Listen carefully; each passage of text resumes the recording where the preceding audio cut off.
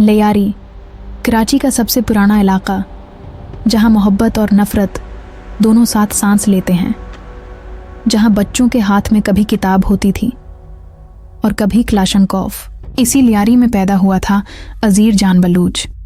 वो किसी मामूली ख़ानदान से नहीं था।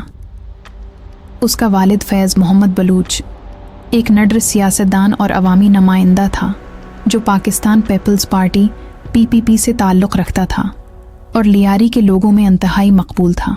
वालिद का कत्ल वो दिन जिसने सब कुछ बदल दिया। 2003 में कराची में सियासी कशीदगी अपने उरूज पर थी।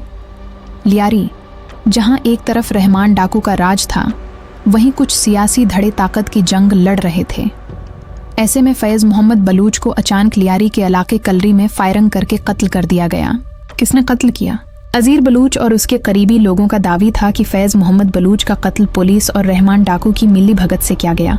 कत्ल का इल्ज़ाम रहमान डाकू ग्रुप पर लगा, जो इस वक्त लियारी में दहशत की अलामत था, लेकिन PPP के कुछ हलकों से गैर-एलानिया हमायत भी रखता था। पुलिस ने कातिलों को गिरफ्तार करने के बजाय मामला दबा दिया। बदले की आग, यही वो लम्हा था जब अज़ीर बलूच बदल गया। उसने कसम खाई कि वो अपने वालिद के कातिलों को एक एक करके ख़त्म करेगा। उसने रहमान डाकू के साथ करीब होकर काम शुरू किया, लेकिन दिल में एक ही इरादा था, उसे अंदर से तबाह करो फिर मारो। रहमान डाकू के साथ शराकत। अज़ीर ने कुछ उर्सा रहमान डाकू के नीचे काम किया। वो इसका नेटवर्क समझता रहा। असलहा, ज़मीनों पर कब्ज़ा, भत्ता, मनशियात, हर चीज़ का निज़ाम। इस दौरान वो खामोशी से अपने वालिद के कत्ल में शामिल अफराद की लिस्ट बनाता रहा। पहला वार, कातिल नंबर 1 का कत्ल। 2006 में इकराम बलूच नामी शख्स, जो मुबीना तौर पर फैज़ मोहम्मद बलूच के कत्ल में मुलव्वस था, को लियारी में मौत के घाट उतार दिया गया। फिर एक एक करके बाकी लोग भी कत्ल होने लगे। ये सब नामालूम अफराद के हाथों मारे गए, लेकिन लियारी में सब जानते थे ये अज़ीर का बदला है। रहमान डाकू का जवाल और अज़ीर का अरूज। 2009 में रहमान डाकू एक पुलिस मुकाबले में मारा गया। कुछ का कहना है कि उसकी मुखबरी अज़ीर ने खुद की। उसी दिन से अज़ीर बलूच ने पूरे लियारी का कंट्रोल संभाल लिया। पीपल्स अमन कमेटी राज का आगाज़। अज़ीर ने पीपल्स अमान कमेटी बनाई और लियारी में हर चीज़ पर कब्जा कर लिया। स्कूलों, हिस्पतालों, बाज़ारों और ज़मीनों पर उसकी हुकूमत थी।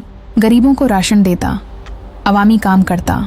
लोग उसे अज़ीर भाई कहने लगे, लेकिन हकीकत में ये एक माफिया का निज़ाम था। दुश्मनों को अगवा करके टार्चर सेल में ले जाना। कच्ची बरादरी के खिलाफ बड़ी गैंगवार 2012-2013। मंशियात, असलहा और भत्ताखोरी पूरे कराची में। सियासी ताल्लुकात, इज्जत या आलाकार। PPP के कुछ हल्के अज़ीर बलूच को अपने सियासी मुखालिफिन को दबाने के लिए इस्तेमाल करते रहे। इंतखाबात में बोगस वोटिंग, पोलिंग स्टेशनों पर कब्जे, सब कुछ उसके ज़रिए मुमकिन होता। उसके पास कराची के अहम तरीन सियासतदानों के राज थे। कराची ऑपरेशन और गिरफ्तारी। 2013 में रेंजर्स ने कराची में बड़ा ऑपरेशन शुरू किया। 2014 में अज़ीर ईरान फिरार हो गया, फिर दुबई, और 2016 में इंटरपोल के ज़रिए पाकिस्तान लाया गया। हिरासत, राज और अस्करी अदालत। अज़ीर ने दौरान तफ्तीश एतराफ़ किया कि उसने दुश्मनों को कत्ल किया और PPP के कई लोगों से राबिते में रहा।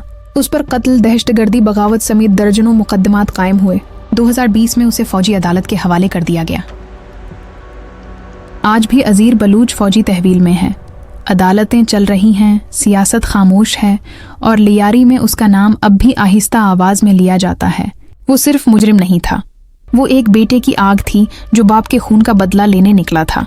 लेकिन वो बदला वक्त के साथ ताकत बन गया, और ताकत जर्म।